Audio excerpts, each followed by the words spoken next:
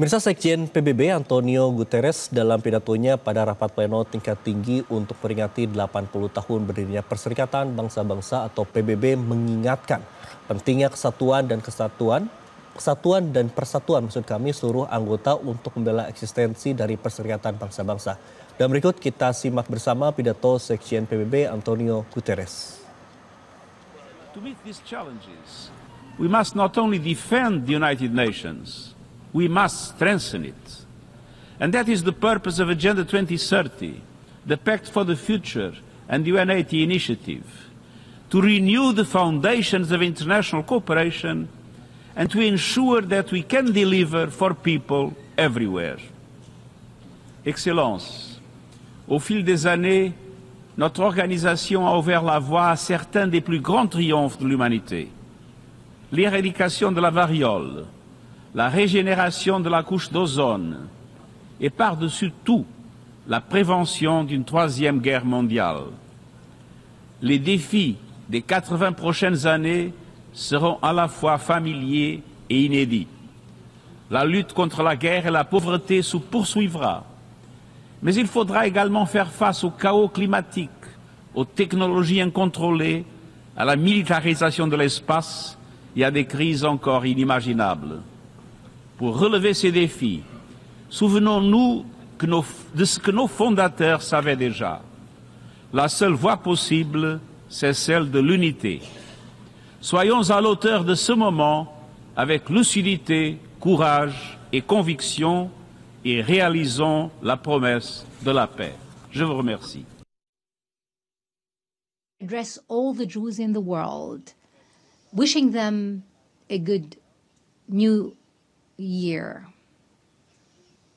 And to our patient Palestinian people in their homeland and everywhere, I would like to tell you that the dawn dari of Sidang Umum freedom Perserikatan and Bangsa-Bangsa di New York, liberty Amerika is Serikat coming. yang saat ini Anda saksikan di layar kaca Anda ini merupakan Presiden Palestina yaitu Mahmud Abbas yang diberikan waktu untuk menyampaikan sejumlah pandangannya. Berdasarkan informasi yang kami terima bahwa konferensi internasional tingkat tinggi untuk penyelesaian damai masalah Palestina dan implementasi solusi dua negara ini, masing-masing negara ini diberikan waktu kurang lebih 5 sampai dengan 10 menit. Kalau kami lihat ada 33 negara pemirsa yang akan diberikan kesempatan untuk bisa menyampaikan pandangannya dalam sidang umum PBB. Kalau kami lihat tadi sudah ada beberapa kepala pemerintah dan juga pemimpin negara yang sudah menyampaikan.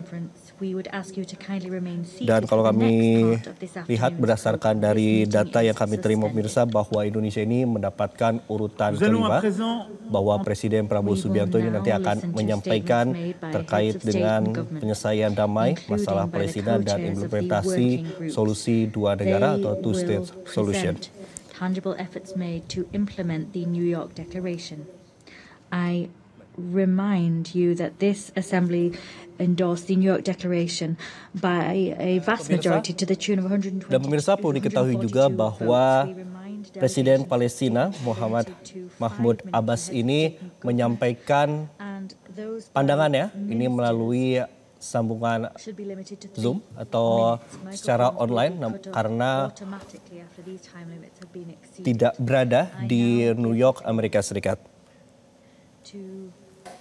Dan pemirsa perlu diketahui juga bahwa rapat pleno kelima, ini konferensi internasional tinggi untuk penyelesaian damai masalah Palestina dan implementasi solusi dua negara ini, PBB ini melanjutkan konferensi internasional tingkat tinggi untuk penyelesaian damai masalah Palestina dan implementasi solusi dua negara yang kita ketahui ini diketuai oleh Prancis dan juga Arab Saudi. Konferensi ini untuk menegaskan kembali terkait dengan komitmen internasional terhadap solusi dua negara dan berupaya untuk memobilisasi dukungan dan juga implementasinya.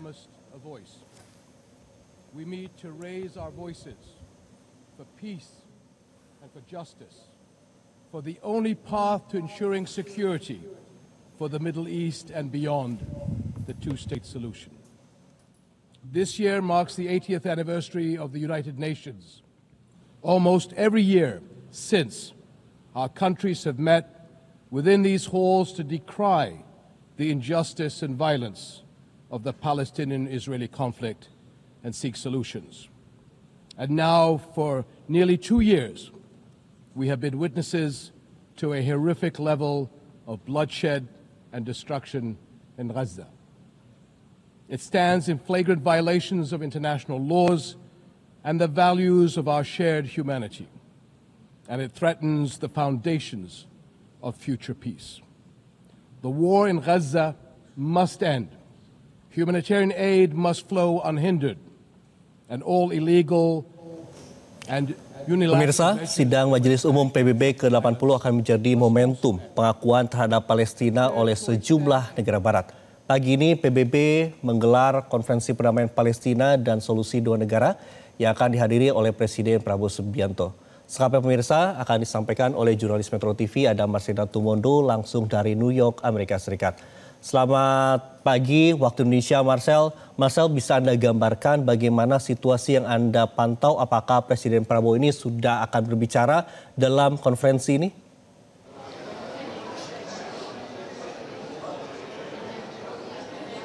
Ya, selamat sore Andro dan juga pemirsa dari New York, Amerika Serikat. Pada saat ini nampaknya sebentar lagi akan giliran berbicara dari Presiden Prabowo Subianto dalam konferensi perdamaian Palestina dan solusi dua negara yang sudah digelar kurang lebih sekitar 1 jam yang lalu.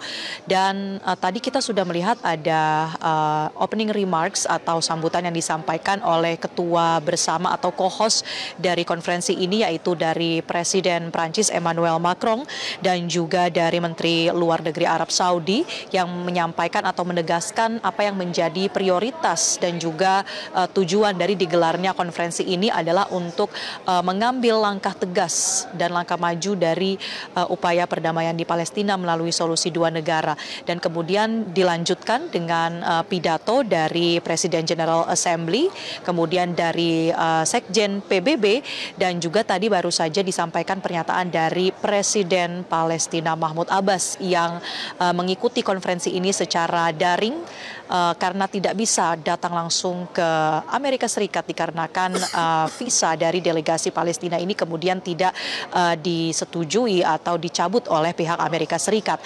Nah, kalau kita bicara soal momen ketika Presiden Prabowo Subianto nanti akan menyampaikan pernyataan secara resmi dalam konferensi terkait Palestina ini, nampaknya akan sesaat lagi Andro dan pemirsa, karena kalau melihat rundown yang dibagikan kepada media bahwa Indonesia akan berbicara di urutan kelima dan setiap pembicara atau setiap kepala negara ini diberikan waktu selama kurang lebih 3-5 menit saja.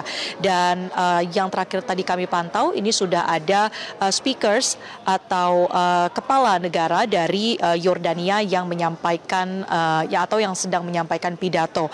Nanti setelah Yordania akan ada penyampaian dari Turki, Brazil, Portugal, dan yang kelima adalah Indonesia. Selanjutnya akan ada pernyataan dari Senegal, Monaco, Malta, Afrika Selatan, kemudian Angola, Australia, Mesir, Kanada, dan lain sebagainya, di mana total ada sebanyak 33 pembicara atau negara ataupun organisasi internasional yang akan berpidato di konferensi kemerdekaan Palestina dan solusi dua negara. Dan Andro serta pemirsa, apa saja poin-poin yang tadi sudah disampaikan dalam opening remarks ini memang terkait dengan bagaimana konferensi ini menegaskan urgensi dari adanya pencapaian solusi dua negara, mengingat korban yang berjatuhan di jalur Gaza ataupun pendudukan ilegal yang dilakukan oleh Israel ini semakin tidak bisa ditoleransi lagi oleh masyarakat dunia, dan tentunya organisasi multilateral seperti PBB ini diharapkan bisa menghasilkan resolusi ataupun langkah-langkah konkret untuk mengakhiri adanya pembantaian serta juga berbagai berbagai pelanggaran hukum internasional yang terjadi di jalur Gaza dan juga untuk mencapai dua negara yang secara berdaulat, baik itu Palestina maupun Israel, yang bisa hidup berdampingan secara damai dan juga aman. Tadi juga kami sudah mendengar pernyataan dari Presiden Palestina Mahmud Abbas bahwa ia berharap adanya dukungan yang lebih masif dari dunia. Kemudian ia juga mengharapkan adanya pembebasan dari sandera maupun tahanan, serta dihentikannya pendudukan ilegal. Kemudian juga ia mengutuk terus terjadinya pembantaian terhadap masyarakat Palestina. Kita akan nantikan bersama, Andro dan juga pemirsa, karena sesaat lagi nampaknya Presiden Prabowo Subianto ini akan mulai menyampaikan statementnya dalam konferensi perdamaian Palestina dan solusi dua negara. Andro. Masa menarik sekali ketika Anda tadi menyampaikan bahwa Presiden Prabowo Subianto ini mendapatkan urutan kelima. Apakah Anda juga sudah mendapatkan informasi dan juga bocoran kira-kira apa saja begitu hal-hal yang akan disampaikan oleh Prabowo Subianto, terutama di hadapan para pemimpin dunia? Karena ini kalau kami mendapatkan informasi ada 33 negara begitu yang nanti akan menyampaikan terkait dengan permasalahan Palestina dan juga terutama berkaitan dengan implementasi solusi dua negara ini. Marcel.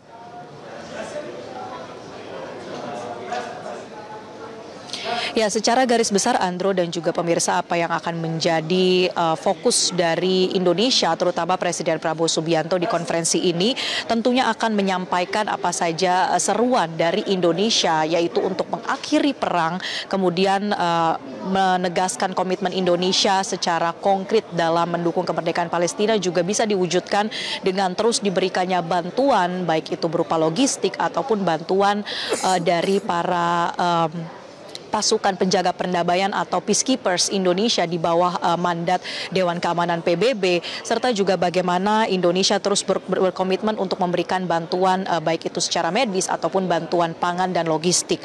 Selain itu juga kalau kita melihat bagaimana pernyataan yang selalu ditegaskan oleh Presiden Prabowo Subianto di panggung-panggung internasional berbicara tentang sikap Indonesia soal isu Palestina, ini memang sangat erat kaitannya dengan bagaimana konstitusi Indonesia ini tentunya turut mendukung adanya kemerdekaan dari bangsa-bangsa di dunia, termasuk kemerdekaan Palestina, karena melihat bagaimana Indonesia yang juga yang merdeka di tahun 1945 dan mengetahui betul perjuangan untuk mendapatkan kemerdekaan. Hal inilah yang kita harapkan bisa dibawa oleh Indonesia dalam panggung-panggung internasional. Bagaimana perjuangan Indonesia untuk mencapai kemerdekaan juga menjadi landasan untuk bisa memahami perjuangan bangsa-bangsa lainnya dalam mencapai kemerdekaan, termasuk terhadap Palestina. Selain itu juga kalau kita melihat konteks beberapa bulan atau setidaknya tahun ini sudah ada berbagai negara Eropa yang menyatakan rencana mereka untuk mengakui Palestina sebagai negara yang berdaulat di sidang Majelis Umum PBB ini, tentu kita harapkan ada juga sikap dari Indonesia untuk menanggapi niatan dari negara-negara yang akan bertambah atau memberikan pengakuan terhadap Palestina. Terkait dengan hal itu tentu kita akan simak bersama apa yang jadi sikap dari Presiden Prabowo Subianto, tetapi yang pasti tentunya kalau kita melihat sejumlah analisis ini bisa kembali menguatkan posisi Indonesia di kancah internasional, posisi yang begitu strategis sebagai negara non-blok dan juga menjadi salah satu negara yang memiliki peranan penting di Global South atau di negara-negara berkembang di selatan begitu. Ini diharapkan juga bisa menjadi salah satu cerminan bagi posisi strategis Indonesia di kancah global. Demikian, Andro. Baik, terima kasih Marcelina Tumondo melaporkan langsung dari New York, Amerika Serikat. Nanti kami akan nantikan update dari Anda. Terima kasih Marcel, selamat kembali bertugas. Jelajahi cara baru mendapatkan informasi. Download Metro TV Extend sekarang.